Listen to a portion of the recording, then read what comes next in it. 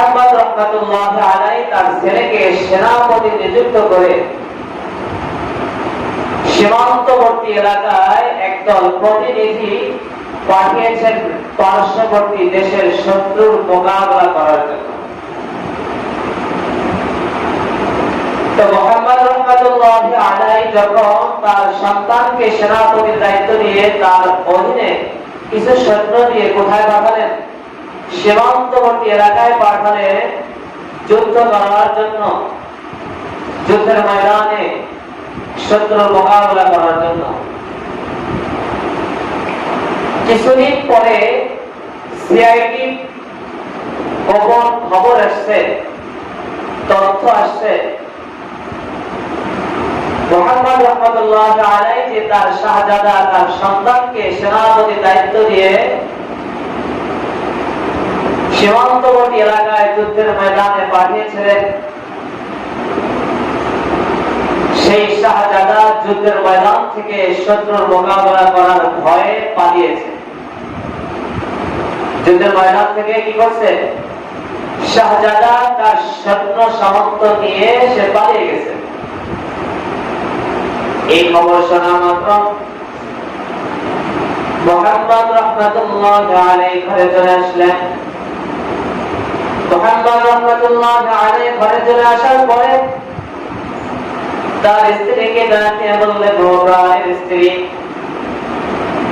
আমাদের যে যুবরাজ, আমাদের যে শাহজাদা সন্তান আছে, আমরা আমাদের সন্তানকে পার্শ্ববর্তী সীমান্ত এলাকায় শত্রুর মোকাবেলা করার জন্য আমাদের সন্তানকে সেনাপতির দায়িত্ব দিয়ে যুদ্ধের ময়দানে পাঠিয়েছিলাম। যুদ্ধের ময়দানে পাঠিয়েছি। যুদ্ধের ময়দান থেকে সেই গোপন তথ্য এসেছে, গোপন খবর এসেছে, গোয়েন্দা সংস্থার গোপন রিপোর্ট এসেছে। আমাদের সেই শাহজাদা, আমাদের সেই যুবরাজ সন্তান থেকে সেনাপতির দায়িত্ব নিয়ে সীমান্তবর্তী এলাকায় পাঠিয়েছি। তিনি নাকি কাপুরুষতার পরিচয় দিয়েছেন। তিনি যুদ্ধের ময়দান থেকে সৈন্য সামন্ত নিয়ে তিনি পালিয়ে অন্যত্র চলে গিয়েছেন। স্বামীর মুখে স্ত্রীর এই কথা শোনার পরে স্ত্রীর সাথে সাথে স্বামীকে ডাক দিয়ে বললেন, ও প্রাণের স্বামী,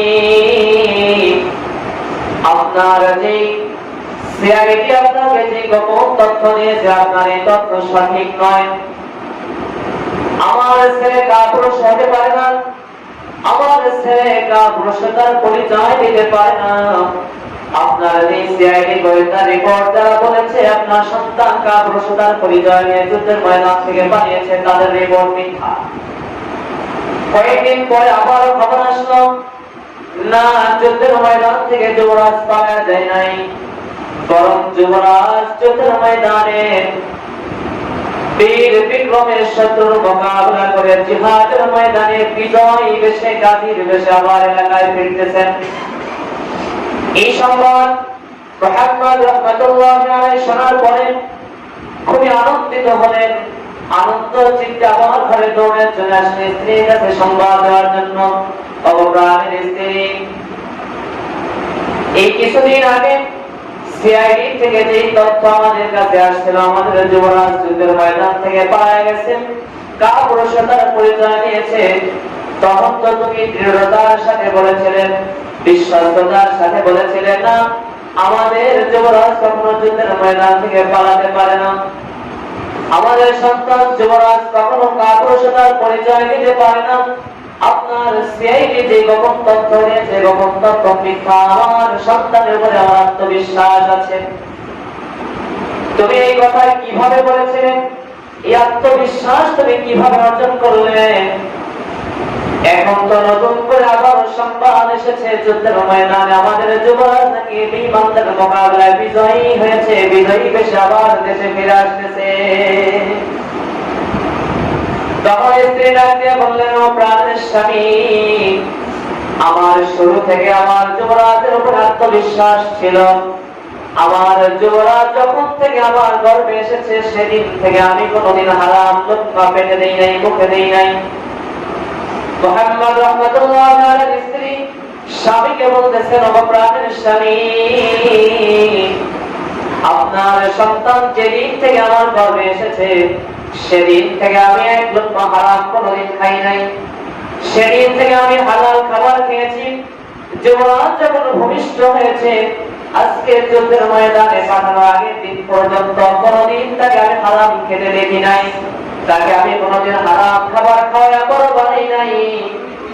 যেই সন্তান হালাল খাইয়া বড় হয়েছে, হারাম কোনোদিন খায় নাই, সেই সন্তান কোনোদিন শত্রুর মোকাবেলায় যুদ্ধের ময়দান থেকে পলায়ন করতে পারে না।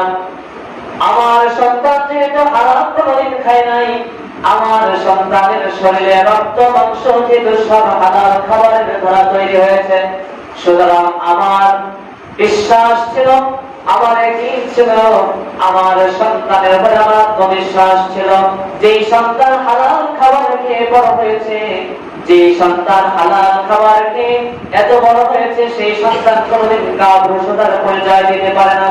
আপনার সিআইডি তথ্য মিথ্যা ছিল। আমার বিশ্বাস ছিল আমার সন্তান জিহাদের ময়দানে, যুদ্ধের ময়দানে শত্রুর মোকাবেলায় বিজয়ী বেশে গাজী হয়ে আমার বাড়িতে ফিরে আসবে।